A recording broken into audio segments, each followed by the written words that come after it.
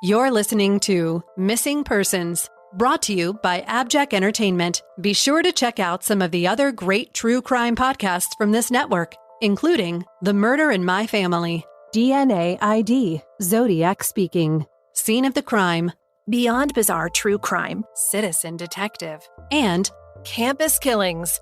All of these podcasts are available for you to binge on right now, wherever you listen to podcasts. Subscribe where you're listening to this podcast so you don't miss an episode. The views and opinions expressed by guests on this podcast do not necessarily represent those of the podcast, its creators, or sponsors. If you would like to discuss a missing persons case on this podcast, please be sure to visit missingpersonspodcast.net. This episode may contain unsettling or disturbing subject matter. Listener discretion is advised. If you'd like to support Missing Persons and get VIP access to things like ad-free listening, early preview episodes, and bonus content of not only this show, but for every other podcast on the AbJack network of indie podcasts, consider subscribing to the show with an AbJack Insider subscription through Apple Podcast. For only $4.99 a month or $49.99 a year, you'll unlock a variety of listener benefits, and you'll be supporting the show in the process. Your support is greatly appreciated.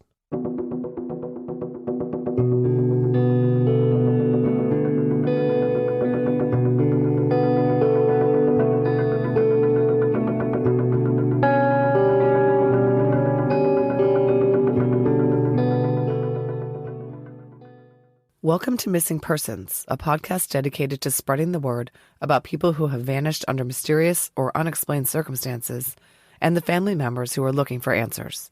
I'm Jess Betancourt. And I'm Mike Morford. Together, we created this podcast to help give a voice to people who continue to search for their missing loved ones. In some cases, even after decades have gone by. In each episode, you'll hear from Jess giving listeners the backstory and the basic facts of the disappearance.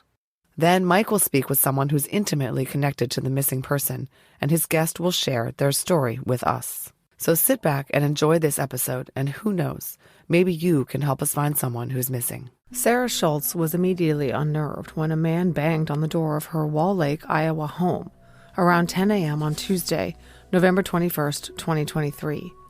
The man, named Les, was a regular employer of her husband, 53-year-old David Schultz.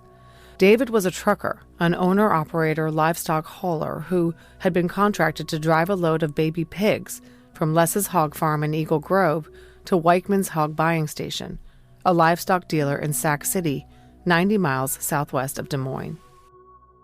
But Les had never once in the 10 years David had been working for him shown up at the Schultz home. He told Sarah that David, his truck, and Les's pigs had never shown up at the delivery location, and Les had not heard from David. Sarah hadn't either. Sarah last saw her husband on Monday, December 20th, around 7 p.m., before he left their home to go on a trucking run. It wasn't uncommon for David to be gone overnight. Sarah didn't always know the route he was driving. It changed daily. But Sarah did know that David, who was known for his work ethic and dependability, would never just not show up with a load of livestock. And most of the time, he wouldn't pull over to sleep with a loaded trailer either. Sarah went on high alert. She spent the next few hours calling David's cell phone, which rang, but he never answered. Les, meanwhile, went out and drove the roads that David might have driven, but there was no sign of him. Sarah reported David missing to Lakeview Police at 2:23 p.m. Within a half hour, Sarah got a call from David's cell phone. She quickly answered, but it wasn't David on the other end of the line. It was a police officer telling her that they found David's rig. According to the Storm Lake Times pilot, David's truck was found around 3 p.m. on November 21st by a Sac County secondary road employee. He called it in at 3:04 p.m. The police responded because the truck was abandoned, sitting in the middle of the road. It was parked in a traffic lane on northbound U.S. Highway 71, about 3 miles north of its intersection with U.S. Highway 20. Highway 71 is a rural two-lane highway that turns into a dirt road just 3 miles north of where the truck was. David had no reason to drive that way, as it was about 5 miles in the wrong direction. He should have been heading south to Sac City. The truck wasn't running, but was just sitting in the road, still loaded with all the baby pigs David had picked up the night before.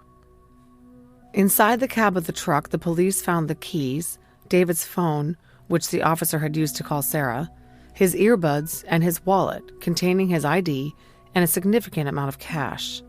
His coat, which the officer asked Sarah to describe, was in a roadside ditch near the truck with a knife and a small towel in the pocket. But there was no sign of David. Police immediately launched a search of the area for the missing man. They brought in search dogs, flew Iowa State Patrol planes equipped with thermal imaging overhead throughout Tuesday night, and scoured the area using foot patrol and drones. Meanwhile, David's friends, family, and community volunteers fanned out to search the area around the truck. The police stopped searching when David wasn't found, but on Friday, the United Cajun Navy, a volunteer search and rescue group, commenced a large-scale search of 100,000 acres surrounding the truck. According to the Storm Lake Times pilot, Jake Rowley, the Midwest team leader for the United Cajun Navy, led 150 volunteers with a dozen horses and ATVs, canvassing surrounding areas of Wright, Webster, Calhoun, and Sac counties. On December 1st, they found a man who had gone missing from nearby Calhoun County in October.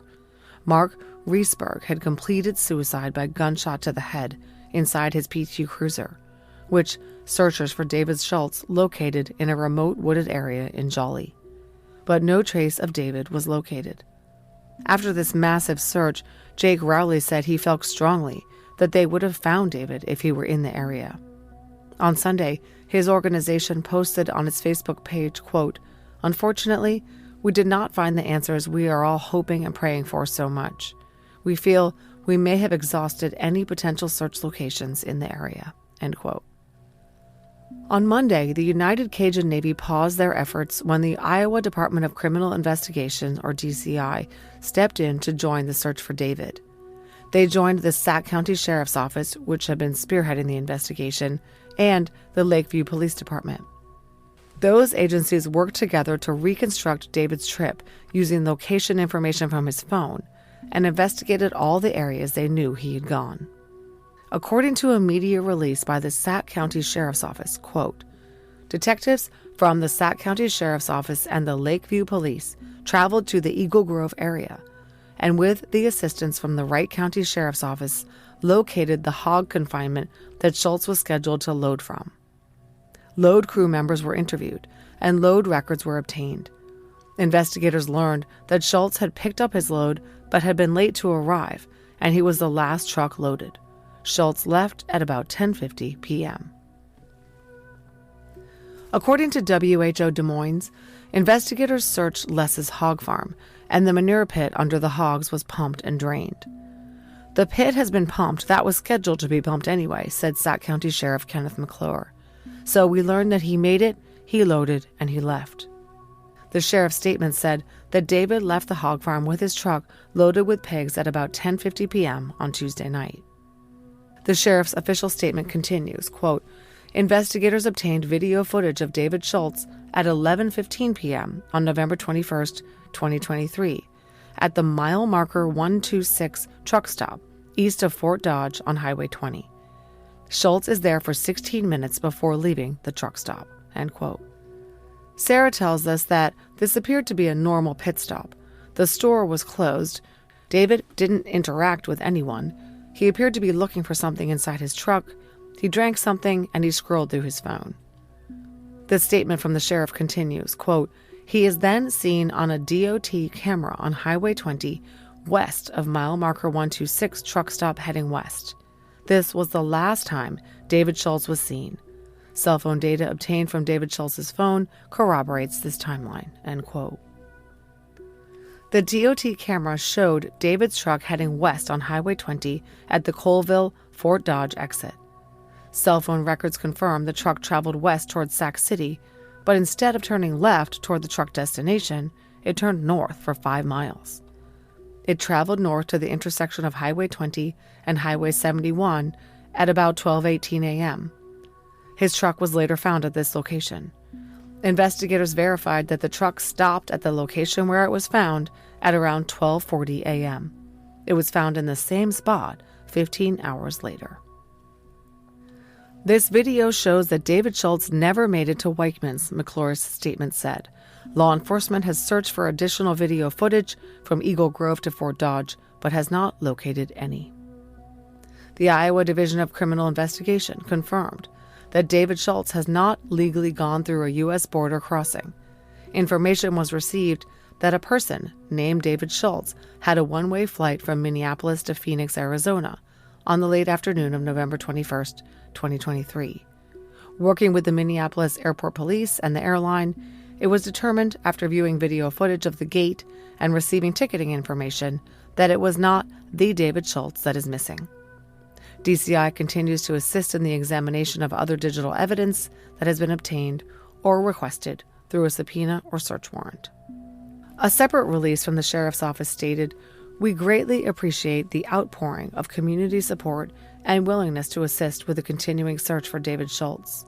We ask that those who are searching their properties to be cognizant not to continue searches on the properties of others.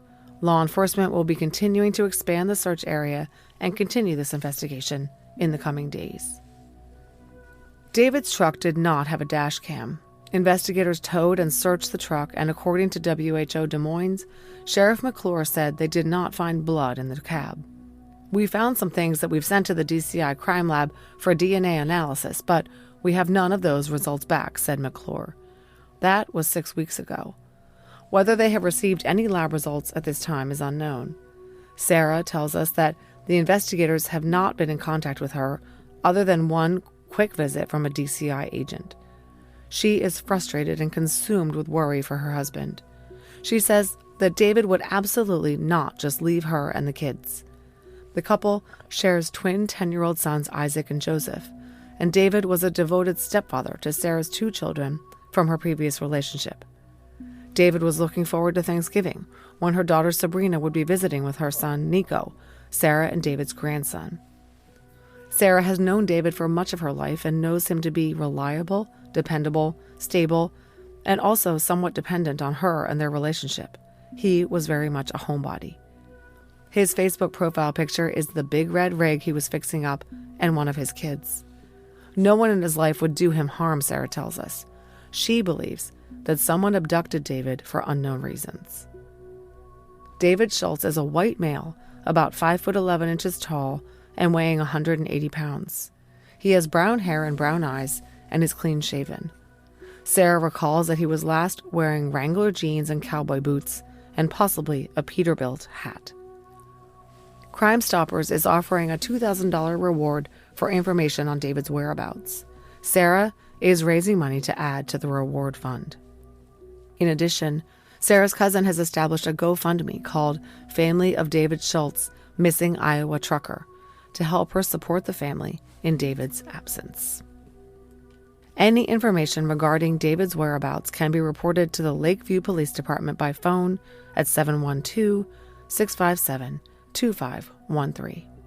Mike Morford sat down with Sarah Schultz, David Schultz's wife, to talk about her husband's case. That conversation is coming up after a word from our sponsors.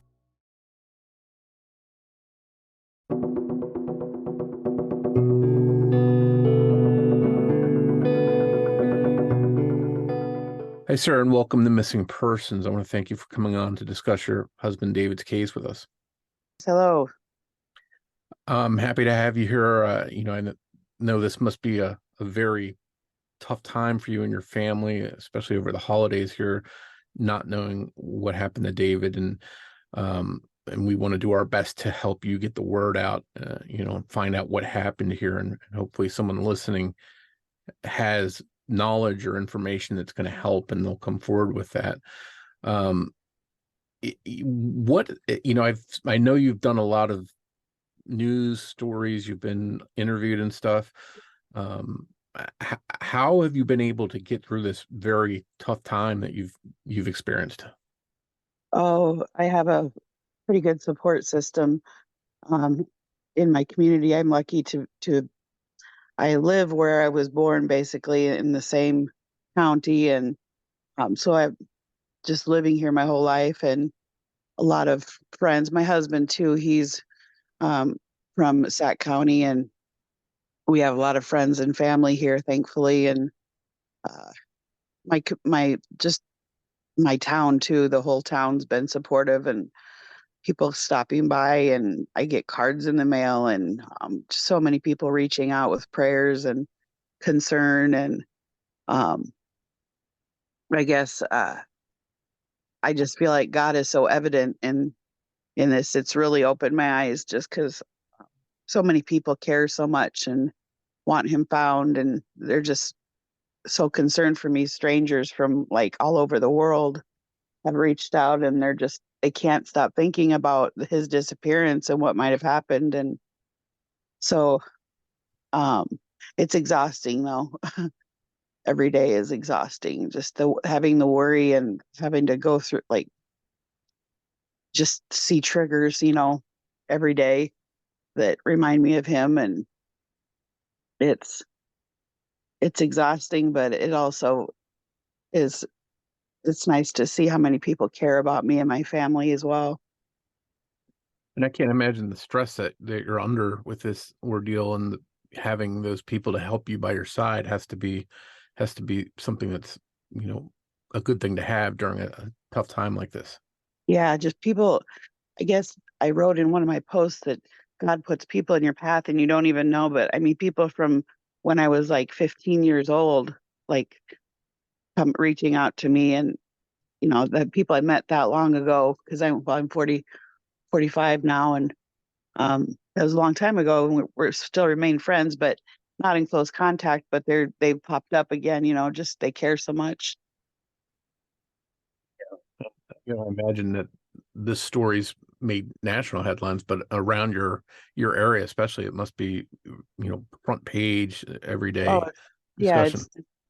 Anytime I go anywhere, like, people just grab me and hug me, like I don't even know them, and they're like, "I know you don't know me, but I'm praying for you," and like, it's I can't go anywhere without somebody just saying that, giving condolences and or giving me something, whether it be like, I don't know, a gift certificate or gift card, or just a simple card saying that they're thinking of me. It's truly, I guess I never would have imagined something like this would happen to me. Well, let's talk a little bit about the community itself. What kind of area is this, and how many people live in that area? From what I've been able to gather, it's not a huge city by any stretch, but it seems like it's more of a place where people know one another. Oh, absolutely. What is that It's a community like? tight-knit community. The town I work in, Lakeview, is right next to Wall Lake. I think there's 1,100 people, and there's even less in Wall Lake, and um, very tight-knit. I mean, everyone knows everyone, whether you like it or not. Yeah. But I love it. It's home. Yeah. And what is the crime rate like? Do things like this happen very often? I can't imagine they do, but No, no. I mean, there's, as far as crime, there's stealing, maybe drugs, stuff like that. m-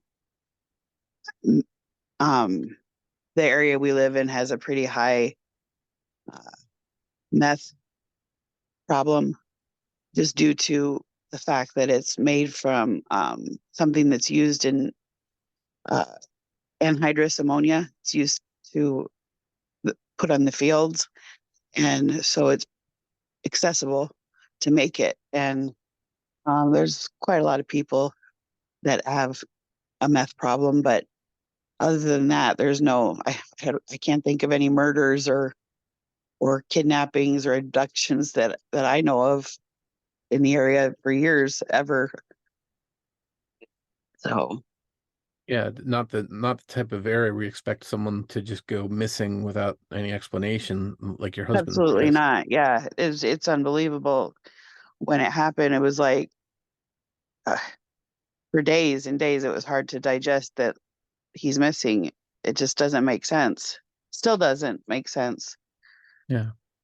And we're going to get into the mystery of what exactly happened, the clues, what police have, if anything, to work with the latest developments or all of that. But Before we get into all that stuff, can you tell us a little bit about Dave himself? Oh, yeah. I've known Dave since, probably 15 years old. He actually dated one of my best friend's sister for a while when they were in high school. And but I kind of lost touch with them throughout the years. And so about 11 years ago, 12 years ago, I was invited to my friend's birthday party or my friend's husband's birthday party. And my friend who dated Dave actually ended up marrying his best friend. So at that birthday party, we all had a great time. And she said to me, "Dave's going home with you, Sarah. He's too drunk to drive home." And I was like, "What? He doesn't seem that drunk to me, but whatever." And he came to my house and basically never left. And it was just pretty a whirlwind. I'd been single for a while and had 2 children at home, and he just fit right in. And we got married about a year later. And, while we were engaged, we talked about having children. And I'd had my tubes tied after I had my son because I had a boy and a girl, and I'm very fertile. But so I had my tubes tied at a pretty young age, and found out the insurance I had covered in vitro. And so your choices are either try to have that process undone or do in vitro. Well, if you have the process undone and it doesn't work, you're going to do in vitro anyway. So I just did in vitro, and they implanted 2 eggs, and I ended up having twin boys. So we were married within about a year, and about a year and a half, I got pregnant, and we had our twins. So we ended up being a family of 6 pretty quickly. And, it's kind of hard being a truck driver's wife, especially when you have twins. It's kind of like being a single mom. He was gone quite a bit when they were little, trying to, make money. And so what I loved about him was he's so good with kids. He has little ways he talks to them. He calls little kids, "Hey, squirrel," or "little buddy," or "sweetheart, darling." He's just so good with kids. And what attracted him to me, or me to him to me, is that he knew what a good mom I was. And he always said, "Sarah, you're the first girl I ever dated that wasn't nuts." I'm serious. Like, you're normal. And I don't know. We had a great relationship. It wasn't perfect by any means, but we fit together well. He's a very codependent person. He doesn't like to sleep alone, or be alone for that matter. And one of the stories I tell of how codependent he is the summer I took the boys to a local water park, and I got a page, "Sarah Schultz, you have a phone call." I knew it was him, and I went and got out of the lazy river and got my phone and said, "What do you need, honey?" And he said, "Where's my razor? Do you know where my razor is?" He called me to find his razor. Like, he's very codependent. He can't, he goes and goes and goes. He goes 100 miles an hour. He's the type of person, like, if he can't find something right away, he like panics. It's not here. Someone took it. Someone moved it. You can't. So, and I'm the type that's like, "Calm down. Where did you last use it? It's got to be here somewhere." We complimented each other like that. It sounds like for the most of the past decade, you've been just a normal family, working, raising kids Yeah, I together, mean, and we'd having a normal already, relationship. we'd done the bar scene and the single life long enough, and we knew what we wanted for a significant other, and we had it. We were living our dream, and especially him, to the fact that, like, he had just bought another Peterbilt and was fixing it up, and this is like one that he always wanted. And he's driving that red one, but he's working on this yellow one that he bought to try to get it to where he wanted it, personalized. And he only needed like a headlight for it. That's it. It's like done. and he had goals. Some people said, oh, maybe he wanted someone stated, oh, maybe he wanted a cheap divorce or something like that. He didn't want a divorce. He's very happy with his life. He had children that he wanted. I mean, to the point where we did in vitro. It wasn't just the regular way, it wasn't an accident. It was very on purpose. And he didn't walk away from his life. I don't know how to state that enough. I know there's cases where maybe a man did walk away, but he didn't walk away from his life. He loved trucking. He loved his family. He loved his community. He loves Wall Lake, where we live, our neighbors. His mom and dad live in Sac, and he, like I said, he's kind of codependent. He calls them at least once a week. I mean, he didn't just walk away. Someone took him. Someone did something to him. I know. That makes this all even more bizarre. This entire case. Yeah, I mean, he left. In his truck was his wallet, complete with his ID. His coat that was found in the ditch across the road had a pocket knife and a towel in it. I suspect whoever did this to him, it was probably a challenge, because even though he's in his 50s, he's in great shape.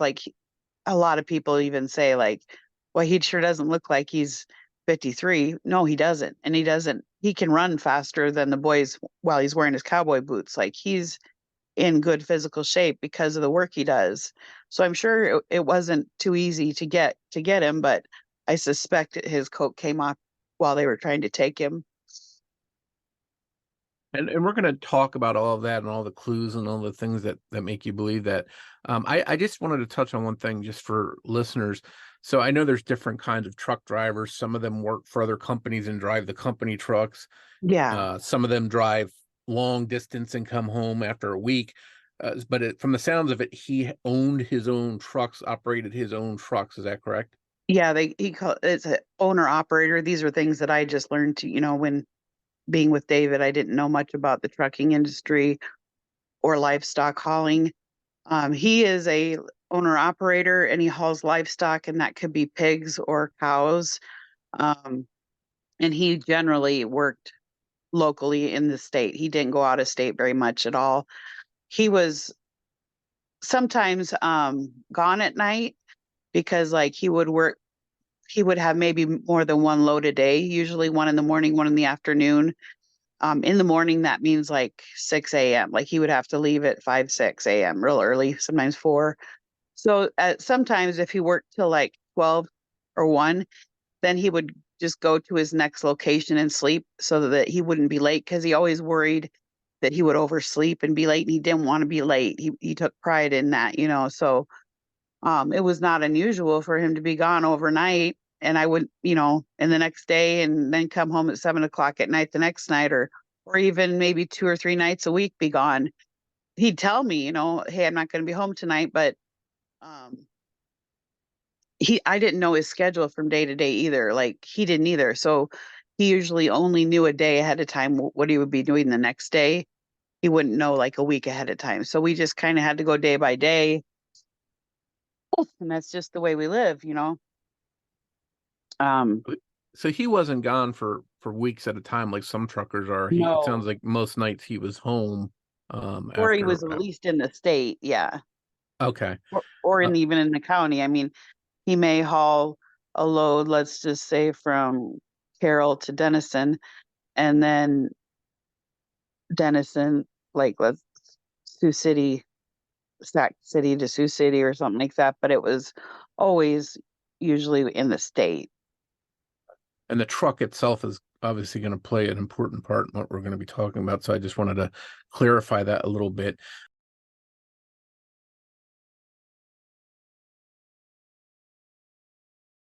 And I'm sure maybe you've gone back in your mind a million times since this all happened, but leading up to when he went missing, in the days or weeks before that, did everything seem normal with him? Was there anything out of character, anything unusual that, looking back, you think No, was not normal? no, it was very normal. I mean, my daughter was home for Thanksgiving. I went and picked her up on Friday from the airport, her and her significant other and my grandson, and they were visiting, and we hadn't seen him. And well, Dave hadn't seen him in about a year and a half. I had seen him in May. I went and visited them. They're from Fort Lauderdale, Florida. So they were home for the holidays for Thanksgiving. We had Thanksgiving on Sunday. Dave was working, which is not unusual. He always misses out on those things, it seems like. But Monday, we seen him for a short time. Monday night, when he came home, nothing out of the ordinary. He was running around getting a change of clothing, and he always liked to, he doesn't like to be dirty and stink and stuff. So he came home, kind of washed his hands and face, changed his clothes, and gave me a kiss. Love you, baby. See you later. And grabbed his jacket out of the porch and left. So no, absolutely not. It was all normal. That's why I really think it was just kind of a grab and go kind of thing. I don't know, but I don't think he had no inkling. I had no inkling that he wouldn't be home the next day. You know what I mean? Like he left like he would any other time. There was Yeah, nothing he was different hurrying about. around. He was actually on the phone talking to another driver. I think about the load that they had in Eagle Grove, and kind of saying, because Dave was supposed to be first to load, but he was running late already because he'd already had a load earlier, and kind of threw his schedule off. And I don't know, he was running late, which happens. I mean, he hates it, but he was running late, and he knew he was running late. And so the second driver ended up being the first driver for the load, and Dave ended up being the second one. So they just adjusted it and made it okay. And so he was trying to get there, and uh, he did make it there, and he got his load. And I had no idea nothing was wrong until about 10 in the morning the next day. The guy he hauls for knocked at my door, which he never has ever done. And Dave's worked for him for, I'd say almost 10 years, off and on. He quit for a little while, but then went back to Les. And Les asked if I had Life 360 on my phone. And I said, no, I don't. I should. I never thought about it. I always kind of thought of that app for it was like keeping track of your kids more than your husband. But now I have it in retro. So I should have had it, but I just never did. But I have it now. It is a peace of mind seeing where my kids are. But he asked if I had it on my phone, and I said, no, I don't. And he said, well, Dave's missing. I go, what do you mean he's missing? Well, he never delivered the load last night. And I go, well, maybe he's sleeping. I'll call him. And he said, yeah, while you're doing that, I'm going to go check. I'm going to drive the route, because there's two Highway 20s. There's old Highway 20 and new Highway 20. So Les spent the day going back and forth to Eagle Grove looking for Dave's truck. And I spent the day calling him, trying to get him to answer, trying to get him to wake up. I thought maybe he pulled over. He calls it to take the edge off. He'll take a little nap, and if he can't take it anymore, he'll pull over and sleep. But generally, he doesn't do that loaded. So in my heart, I knew something was wrong, but I didn't want to admit to it, And I just thought he would eventually pop up or call me or answer, and I called some of his friends and family asking if they'd heard from him. No one had heard from him. And Les called me at about 2:30 and said he talked to the DOT, and the DOT said to call the local police. Don't call the emergency number, just the local police, and say that you think he has a medical emergency and he's missing. So I did that right away. And within about a half hour, I got a call back from David's phone. And I thought, oh, here he is. Thank God. And it was a female officer saying that she found Dave's truck and his phone and his wallet, but he's not anywhere. And I'm like, I didn't understand that. And I'd already talked to his mechanic to see if he'd heard from him. And so I went back to his mechanic and said, do you want to go with me to go see where the truck's at and stuff? And he said, yeah. So he jumped in my car, and we went to the scene. and it was so far off of 20, and it was parked north of 20, which he needed to be south of 20 to deliver this load, but it was parked about 3 miles north of Highway 20, the wrong direction. And it wasn't even pulled over at all. Like it was just stopped in the lane. And apparently it had been turned off with no lights on. So it had been parked there from about 12:30 a.m. till when the police found it at 3:30 p.m. on the road, a big red truck that nobody turned in. 15 hours or so? Yeah. Now, that's what I was going to ask you about. Is that like a road that's so seldomly traveled that nobody No, even yeah, it thought, is. or? And I think that has something to do with it, because 3 miles north of where he was parked, it turns to gravel. So I think that was purposeful for whoever parked it there, whether it been Dave or the person that abducted him or did whatever to him, parked it there on purpose because they knew it wasn't a well-traveled road. If you park south of it, it is very well traveled because people are going to go on Highway 20, but north of it, it's not. And at that exit where he turned right instead of left off of Highway 20, you can't see if you're driving from like Sac City south to Highway 20, because there's a bridge there that the exit is on. So you can't see coming from that way. Nobody would be able to see the driver's side because the truck would be in the way. East and west, it's empty fields. The fields have been plowed. There's nothing in them anymore, but there's no houses either. And from up above, you can't see because it's too close to the bridge. So it's the perfect place to do something to somebody because no one would see it. Was this in a location that would have been part of his route to go where he was supposed to be going, or was this sort of off the path? Yeah, but he should have turned left and not right.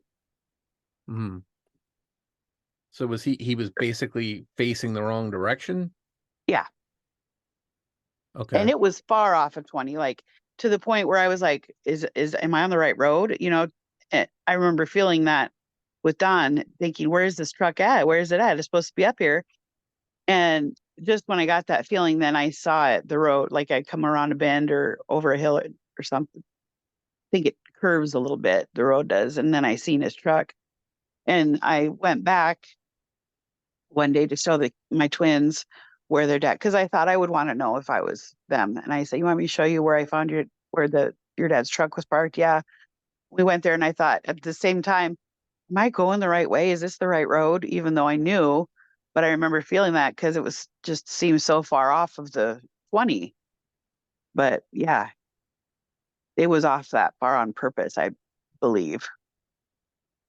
Well, let's talk about some of the things that were found in the truck or around the truck. Obviously, your husband wasn't there, but some of his stuff was. Can you recap again what things of his were found? I know for sure the jacket was in the ditch, and his pocket knife and a towel. So his earbuds were in there that he used to listen to. I think he listened to YouTube a lot or talk radio. And then his phone and his wallet. His wallet contained about, I don't want to say the amount, but it was the week's worth of cash. Truckers like to carry cash for emergencies. And he had a standard amount that he brought with him, and there was no money taken. They never let me count it, but they showed it to me, and I could tell by the thickness of the stack of money that it was Monday money, it wasn't Friday money. Meaning like Friday money would be a couple $100 rather than a couple thousand. So truckers need money for different expenses and stuff during the and week. For emergencies, if they need a tow or something, they could pay cash and that kind of thing. Mm-hmm. He never used credit cards, so he just had his ATM card, and then some other things that would be in his wallet, like all business cards, stuff like that, pictures. Um, The fact but the cash is there, the cell phone's there, the wallet's there, it seems to rule out robbery as a motive, you would right, think. right. Yeah, I can't. I thought about it a lot about what it could be. What I know it's not is there's not another woman. There's not gambling problem. There's not a drug problem. He didn't have enemies. I mean, I'm sure he had enemies, but not enemies enough that want to get rid of him. Nobody, Yeah. everyone has a problem with somebody at one time or another, but nothing like that you'd want to disappear someone. So I Yeah. really think it was, I don't know, ulterior motive. I don't know what. Wrong place, And wrong time.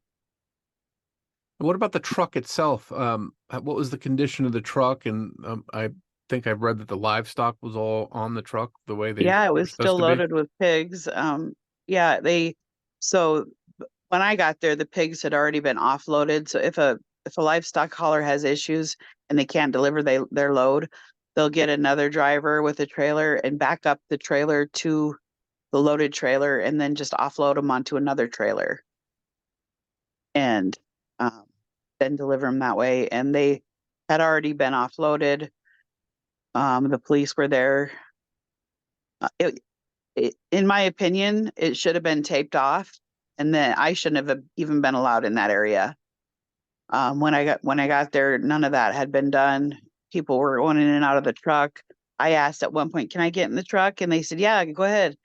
And then I stopped myself, like, "Sarah, Mm. this is a crime scene. You can't go in there. Don't do it." And I didn't go in the truck because it just felt wrong. So I didn't go in it. They at one point the police investigator asked me to get in his car and showed me his wallet and asked me about the jacket he was wearing. And I told him the brand and what it looked like and the condition it was in. And they were getting a police dog to come search. And so they asked me that I get in my car to not contaminate the scent for the dog. So I got in my car, and at that point, my daughter had shown up with one of her friends, and she jumped in my car, and we were both just sick. And she said, "Mom, I'm going to throw up." And I felt like I was going to throw up too at that time. Excuse me. And I told her to throw up outside, just open the door if you got to throw up. And she threw up. And so I kept it together because I thought, well, we both can't be a mess. I'm the mom. I got to keep it together. And because Dave's like a dad to her, she called him dad, and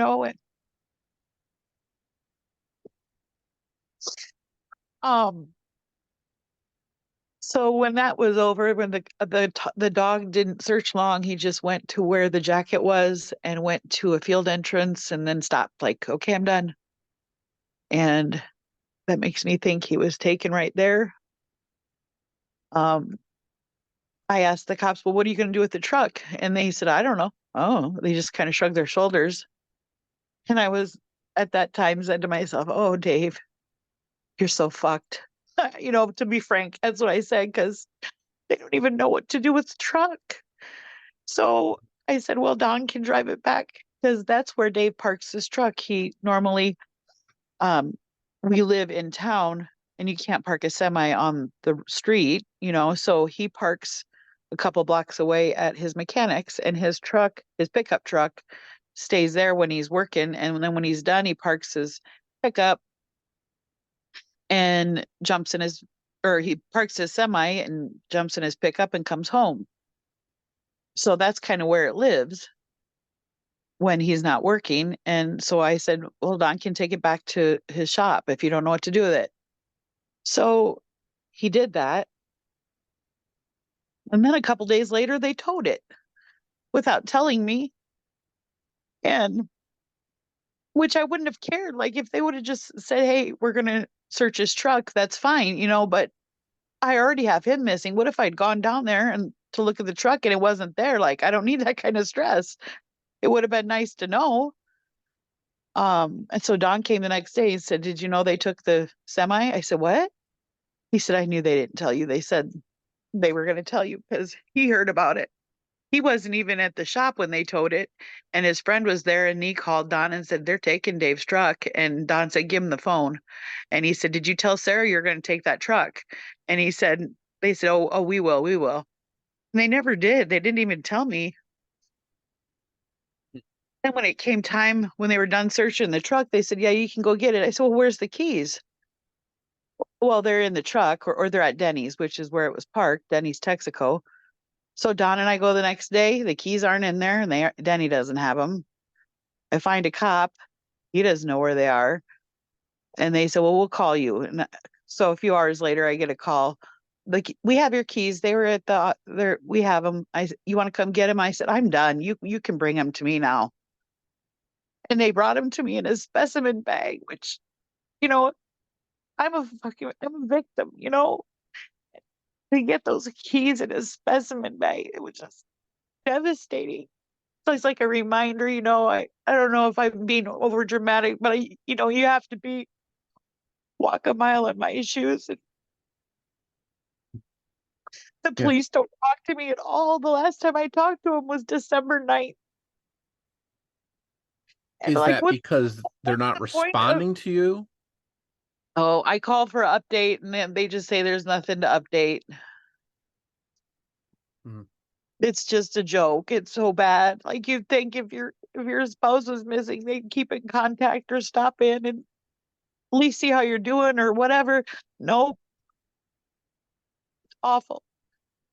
I guess it's not something I imagined it would be like. I guess I thought they would keep in contact with me. Like, I wouldn't even need to worry about it. But it feels hopeless. It feels, what's the point in searching the truck at that time after it had been at Don's for 2 days anyway, You get what I'm saying? Yeah, and I'm assuming, not knowing the police in that area, I'm assuming they weren't used to big cases like this. It was probably not something that happened a lot there. Okay, so if you don't know what you're doing, in your job, don't you ask for help? Yeah, that's what I do. And that's, I talk to a lot of people, and sometimes I think there's some kind of pride there where they don't want to ask for help because absolutely. You can tell there's pride there in any video you watch. And which department was handling this from the beginning? Sac County Sheriff, but also the Lakeview Police are involved too, because the Lakeview Police are over Wall Lake, and that's where I live, and he lives. Okay. And has the state police become involved in any way? DCI, yeah, they were involved, or they probably still are. I don't know. I've had one. I thought it was a rumor for a while because no one had come talk to me. And then finally, a week or two ago, a guy stopped in and talked to me. But I've talked to one DCI person. Frustrating just not to have a good conversation going. Thank God. I don't know how, like, you feel helpless anyway. Thank God the United Cajun Navy helped initially with the search, because I feel like at least some ground got searched. It wouldn't have been like that had they not. And the other messed up thing, in my opinion, the United Cajun Navy came and searched thousands of acres, and Ken didn't introduce himself to Jake until they found another person that had been missing. Like, this guy is searching for your guy, your missing person, and you don't have the decency to go introduce yourself and thank them. I don't get it. I don't get it. If someone had been helping me with a job like that, I'd have been ever so grateful. Yeah, it's just disgusting. And then I wonder, like, if Dave hadn't gone missing, would they have even found Mark Reesberg? I don't think they would have. Not this soon. He'd have been missing for a lot longer. And so this is a different missing person from that area. Yeah. Did he go missing before Dave or after? Yeah. Okay. He was missing like in October, I believe. And there's no reason to think that his case was connected to Dave's, is there? No, at first a lot of people did, I think. Which, whatever, who knows? But I do believe that if my husband hadn't gone missing, that Mark would still be missing. Calhoun County had already searched the area where Mark was found, but Jake's group searched again and found him. Okay. So it was, basically covering old ground that had already been searched, but they were able to find him. Yeah.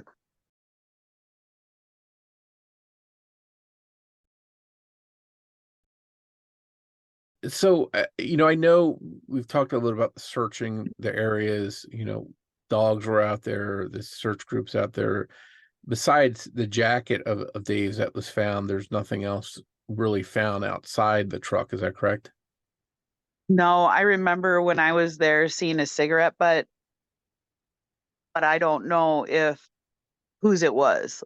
Like was it somebody else that had been there before me? Because there was a lot of people around. Um, there's officers, and then someone, um, another truck driver. So I don't know if that cigarette butt was one of theirs or if it was one from whoever did this to him, whoever took him. Let's shift gears a little bit and talk about some stuff that we do know for sure. We do know for sure that Dave stopped at a mile marker 126 truck stop there, and cameras and cell phone records confirm that. Did he interact with anyone at the truck stop, and did anyone recall talking to him or him saying anything? What was going on at that time? I don't think he interacted with anyone, but I couldn't watch the video. They had a picture of the DOT camera took a picture of him, and I asked to see it early on when the Lakeview police officer sheriff was here, and I asked to see it because I thought I needed to see it with my own eyes to confirm it was him. And I did, and it was really traumatic for me. So when the time came that I could see the video, I didn't want to see it because it makes me sick. Like, it's too much. It's like looking at a ghost. And but my mom and his dad and his brother saw it, so they said it looked normal, like normal Dave. He went. I think he did a search around his truck, an inspection, and was looking around his truck for something. Scrolled through his phone a little bit. Nothing suspicious. But again, I didn't watch I couldn't watch it. I can't. Reportedly, he was there for 16 minutes. Was he getting gas too, or buying anything at the store? Do you know any of that? No, I don't think the store was open. There was truck drivers parked there, but I'm told he parked like in front of like he wasn't staying there, so he just like swung in, parked. I think he got a drink. They said something about him drinking. He took a drink and was searching through his truck. I don't know, maybe he's looking for Copenhagen. I don't know. But he might have been just trying to wake up a little bit too. I mean, it was late at night and he'd already worked all day since early morning hours. So, it takes a haul on you. And sometimes you got to pull over and walk around a little bit, wake up, get some fresh air. This recording from the truck stop is when it's confirmed that his truck traveled west towards Sac City, but instead of turning left toward the truck destination, it turned north and for about 5 miles. Is that correct? Yeah. Okay. So that's the first time that it seems like something's not going according Yeah. to One point plan. at one point they thought he went to Brushy Creek, which is like a public game. I don't know what the word is. It's basically a nature area.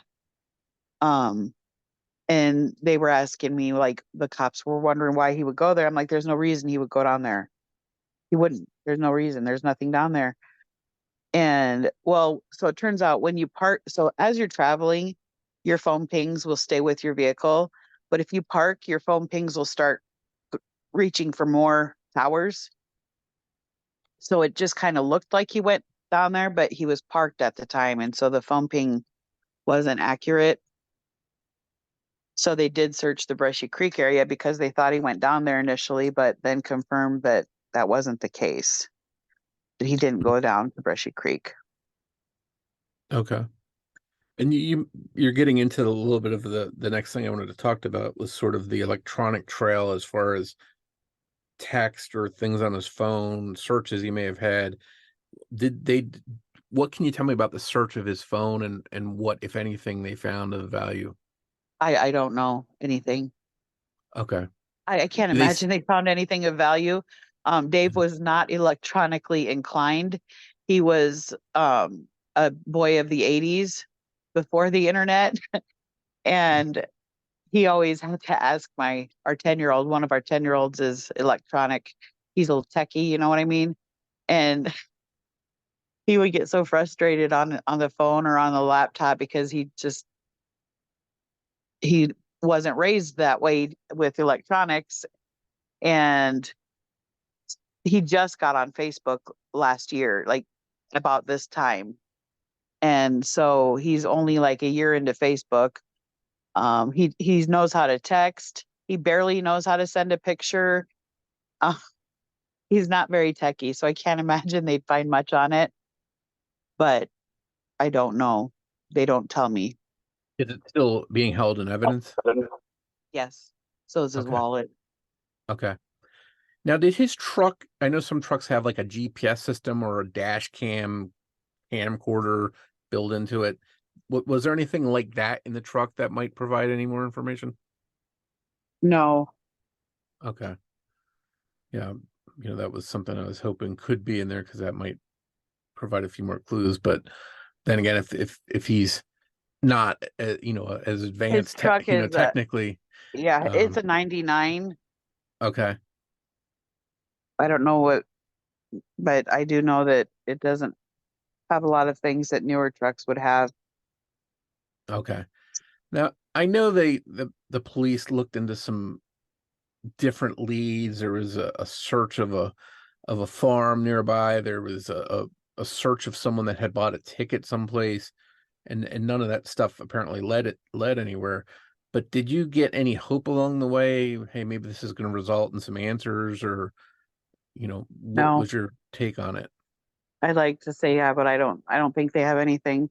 I think they're reaching sometimes in the wrong direction, even looking at the truck and seeing my name on the passenger side, and just to know that he never got to drive that yellow truck that he's fixing up. It's just awful. He didn't deserve this.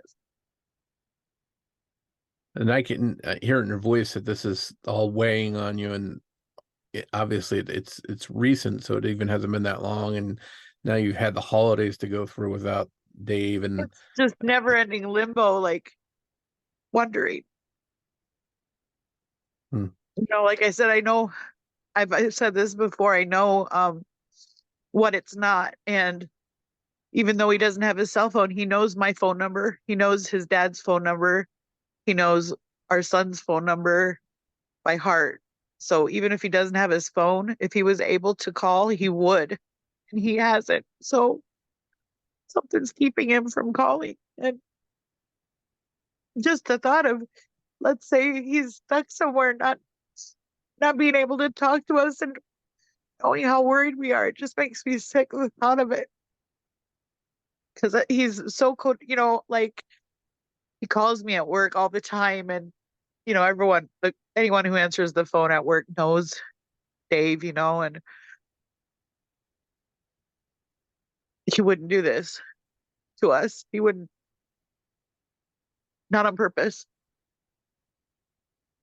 In your mind, that somebody did something to him. It's just a question of who and what and why. Yeah.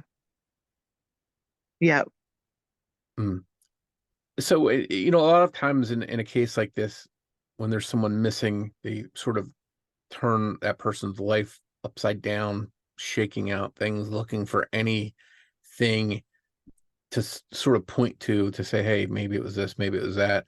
Is there anything at all in Dave's past Any shady people he hung with? Had he ever done drugs? Anything that could even be pointed at as a possibility that you can think of? No, we didn't even go to bars. We just, if anything, we went out for supper as a family. That's the only thing we did other than work and home, very normal family life. We, if anything, I mean, a lot of people go to the bar and stuff like that as a couple. We stay home like for 11 years now. It's just been, I mean, I haven't had a hangover in probably 13 years. We don't do anything. So nothing in his There past. were, well, no. Well, let's see, several years ago, before he and I were together, he got pulled over for OWI and he refused a breathalyzer. So the police took him to the hospital to get a blood test. And as the cop was talking to the nurses, he walked out the front doors and he evaded. And he was gone for a couple months, but then he turned himself in. That was years ago. I'm thinking like 15, 16 years ago, a long time ago. But again, he didn't have a family then. He was a single guy. And I can't think of how anything like that would be connected to this. Well, that is interesting. You mentioned that he was gone for a little while and then turned himself in. Where was he gone at when he was out, not there? Oh, I think he went to Omaha. He told me, well, not I think. He went to Omaha for a while. Worked and then ended up coming back. Okay. So obviously there's a lot been going on in this case. It's been getting a lot of attention. It's been getting news media. You've been interviewed a lot. Just trying to get the word out about the case, and hopefully someone out there listening has some information. I know there's a reward too. Can you talk a little about the reward? Yeah, initially when we talked about the reward, the United Cajun Navy was going to help with it. But then the police said they have a Crime Stoppers reward fund, and it had $2,000 in it. So they opened that, and right now I'm trying to get more people to donate to that to help make someone talk, because 2,000 isn't a lot of money. I mean, it's a lot, but I don't know. I think it needs to be more. More money being offered, yeah, the more somebody might come forward. Yeah. Entice them. Sure. And there's also a GoFundMe called Family of David Schultz Missing Iowa Trucker, and that's been set up also. Can you tell us a little bit about that? Oh, my cousin opened that up for me. I work at Evapco in Lakeview, Iowa, and I'm the safety coordinator there, but I haven't been able to work since this started. I plan on going back to work here soon, but for now I'm trying to get things in order here and keep the ball rolling to find my husband. So I don't have any income coming in right now. Also, so it's not like Dave was the prime. He wasn't the only provider. I have a good job too, but neither of us are working right now. Well, obviously, but I mean, I'm thinking I'm going to go back to work pretty soon because I need to. I've just been staying home and with the Christmas and the holidays and stuff, but they're over now, and I don't know. I just need to get back to work because a person could go crazy sitting home like this alone. I was going to say, it sounds like maybe going back to work would be good for you to get your mind on something else. But then when you get there, is your mind really going to be at work and not? I hope so. About Dave. I hope it is a little bit, because I'm just exhausted thinking about this all the time, but it's my life now. I want Not that I want my life to be over, but I just want answers. Yeah. And I hope that you do get them. Do you have any social media pages, or are there any websites set up specifically for Dave's case? No, I just my page. I'm only just giving updates about myself primarily because there's just not much to update with Dave's. I don't know. I don't have any new, they keep it tight-lipped, and I'm sure that's, how it is, but I've never dealt with anything like this, so it's frustrating to me, the lack of communication. And I suppose they probably know that. I don't know. I don't know. I don't. I just never imagined it would be like this if you had a missing person.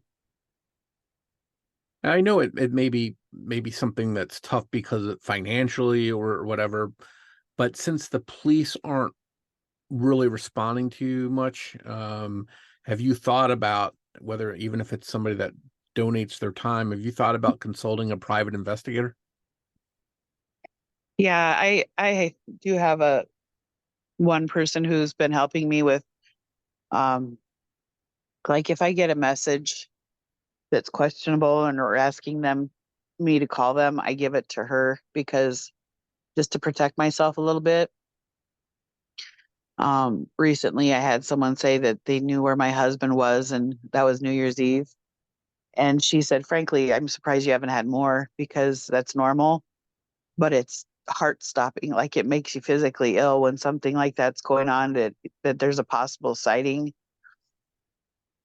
But so Unfortunately, cases like this, they bring out the best of both worlds. They bring out people that are well, this legitimately helping. person, yeah, this person genuinely thought it was him, and Okay.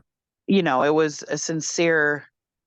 She thought it was him. She thought she found him, like, but then they sent a picture, and I was like, that's not him. So it's one of Yeah. it. There's been a couple like that. I had someone else send a picture saying, "Is this your husband?" And no, it's not. But Yeah. apparently that's very normal, and I didn't know that that is normal Yeah. because I've never been through this before. Thank God. Yeah. And then there's also the people that are cruel and send things like, "Oh, your husband, you're never going to find him," or "I have the information, but I'm not going to tell you." So Yeah, there and are or people the best of saying like, both. "Oh, all right, time to come home now." Like this, just like it's a joke. It's not funny. That's not Yeah. funny. Yeah. And Well, people saying that I'm faking it, and I'm sorry, my emotions aren't to your satisfaction, but I'm not faking it. My fake crying, I've heard that one too, and just but generally it's not on my page.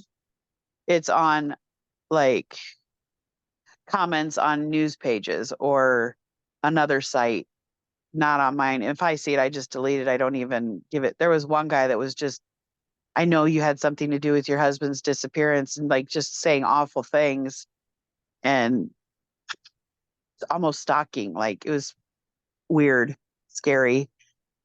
I turned that to the police and to my investigator and stuff, but it's like I blocked him right away.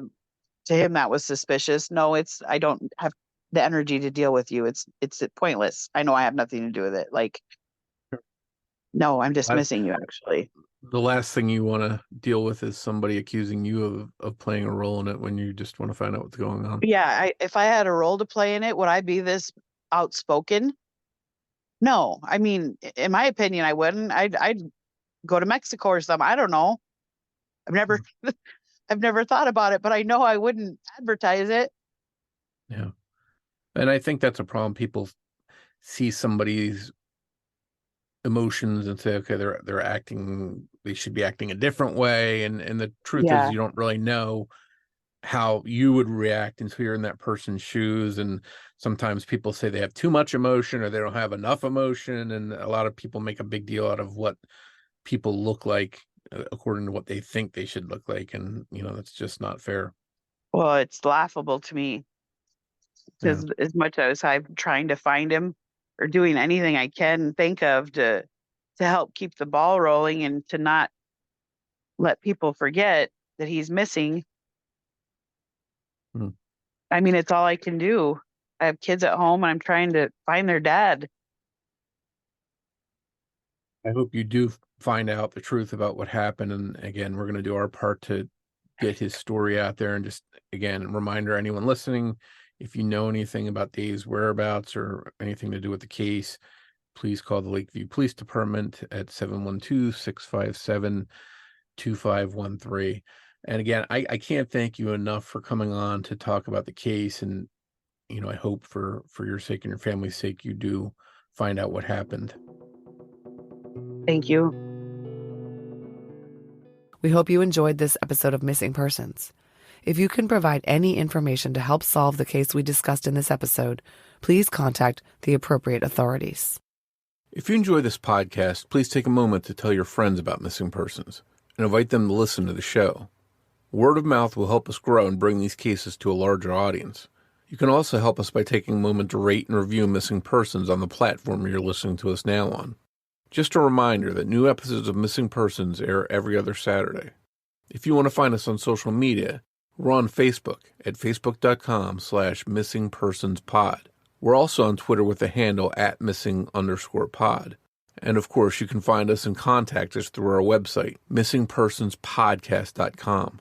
On behalf of Jess Betancourt, this is Mike Morford saying thanks, and we'll see you next time on Missing Persons.